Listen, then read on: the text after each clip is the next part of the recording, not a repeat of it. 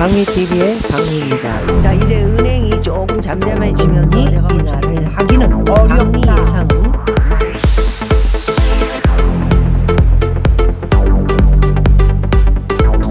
박미의 진짜 경제 뉴스 시작합니다. 안녕하세요.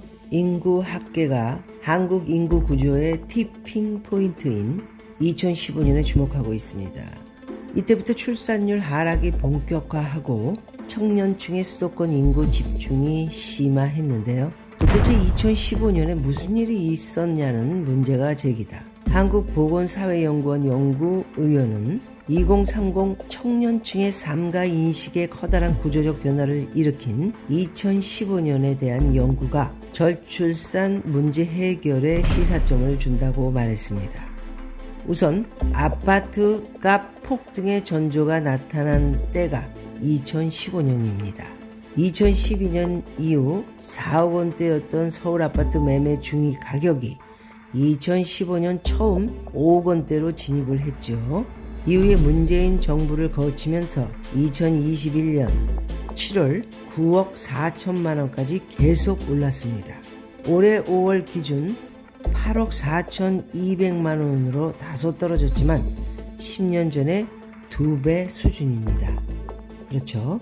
2015년 이후 폭등한 아파트값, 중위소득 가구가 중간 가격의 주택을 살 때 대출 상환 부담을 나타내는 주택구매 부담 지수가 서울의 경우 2015년 1분기 83.7로 저점을 찍은 뒤에 계속 상승세, 지난해 3분기에는 214.6으로 최고점을 기록했습니다.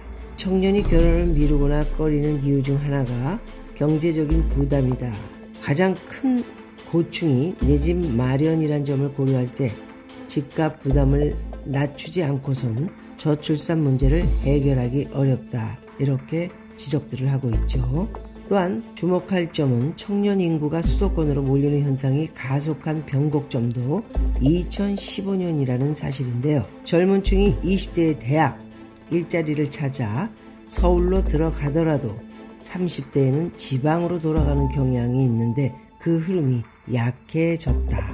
20대 서울 순유입은 2015년 29,615명으로요. 저점을 찍은 뒤에 가파르게 늘었습니다. 지난해엔 20대 서울 순유입이 자그마치 6818명으로 불었습니다. 반면에 30대의 서울 순유출은 2015년 14,435명으로 정점을 찍고 줄어들기 시작했습니다. 지난해 30대의 서울 순유출은 9,059명이었고요. 다시 말해서 서울로 진입하는 20대는 늘었고 서울에서 나가는 30대는 줄었다. 이런 말씀을 드릴 수 있을 것 같습니다. 서울대 보건대학원 교수께서 말씀하시기를 2030 청년층의 절반 이상이 수도권에서 경쟁하느라 생존 본능이 재생산, 출산 본능을 누르고 있다. 이렇게 얘기를 했고요. 인구와 자원의 수도권 집중, 수도권을 가야만 성공했다고 여기는 획일화한 가치관이 초저출산으로 접어든 원인이다. 이렇게 진단하고 있습니다. 또한 주목할 점은 소셜 네트워크 서비스의 확산인데요. 결혼이나 자녀 양육보다 화려한 싱글 라이프에 대한 환상을 갖게 하는 창구가 SNS란 지적이 나오고 있습니다. 우리나라 세계에서 1위죠. 이딴 거 하는 거. 끊임없는 비교가 특징인 인스타그램, 페이스북, 사용자가 국내에서 폭발적으로 늘어난 시점이 공교롭게도 2015년입니다. 2012년 12월 국내 서비스를 시작한 인스타그램은 2015년 월 활동 사용자가 500만 명을 넘기며 급성장했습니다. 과다한 비교, 대면, 소통 단절, 혼자 사는 삶을 가치 있게 여기는 정보로 인해 출산에 대한 부정적인 인식이 확산됐고요. SNS가 젊은 층을 경쟁하는 라이프 스타일에 노출시켜 출산율을 떨어뜨렸습니다. 핀란드 헬싱키 연구진의 분석도 있었죠. 저출산 연구원들은 청년의 집값 부담을 낮추기 위해 저렴하고 질 좋은 공공임대주택을 확대하고요. 지방 일자리를 살리고 인프라를 확대하는 식으로 수도권 집중 완화 대책을 마련하고 결혼 출산에 대한 긍정적인 인식을 확산하는 캠페인을 진행해야 한다, 이렇게 말들을 하고 있습니다. 2015년 한국 저출산 제한문 열린 거에 대해서 제일 중요한 것은 바로 집의 해결입니다. 집값이 2015년 그리고 현재 문재인 정권을 거쳐서 3배 이상이 올랐죠. 다시 2015년 수준으로 내려가야 한다. 만일에 2015년 수준으로 집값이 내려간다면 마포의 집값들이 5억, 6억이었으니까요. 17억까지 올랐으니까 자그마치 70%에서 80%가 떨어져야 될 것 같습니다. 과연 70%까지 떨어질지, 이거는 조금 불가능한 것이 아닌가라는 생각이 들기도 하고요. 많은 분들이 여러 생각으로 그럴 수 있다. 너무 또 우리가 집에 대해서 어거지를 쓰면 안 되고요. 인플레이션도 있었고 여러 돈의 가치에 대한 것도 생각을 하셔야 된다는 생각을 저는 갖습니다. 어쨌든 50% 이상까지 떨어지는 것이 가장 저는 적당하고요.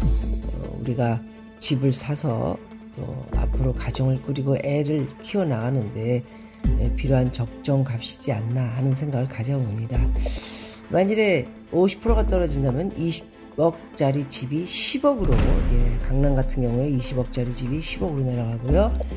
그리고 영등포 같은 데는 10억짜리 집이 5억으로 떨어지는 그런 상황을 말씀드리는 겁니다. 모두가 2015년에 집값으로 내려가기를 기대하는 사람들이 있고요. 뒤늦게 집을 사신 분들은 말도 안 되는 얘기고요. 엄청난 적자를 봄으로써 또 피눈물을 흘리게 될 수도 있고요. 참 아이러니합니다.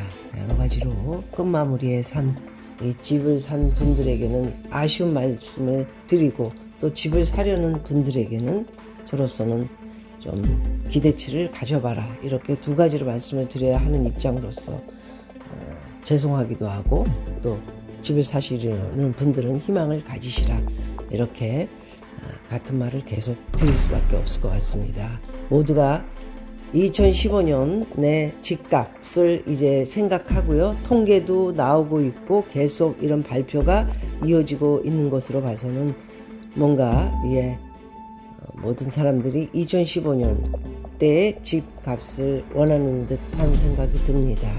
집을 사시려는 분들은 성급한 생각 갖지 마시고요. 이런 내용들을 꼼꼼히 찾아서 보시기 바라겠습니다.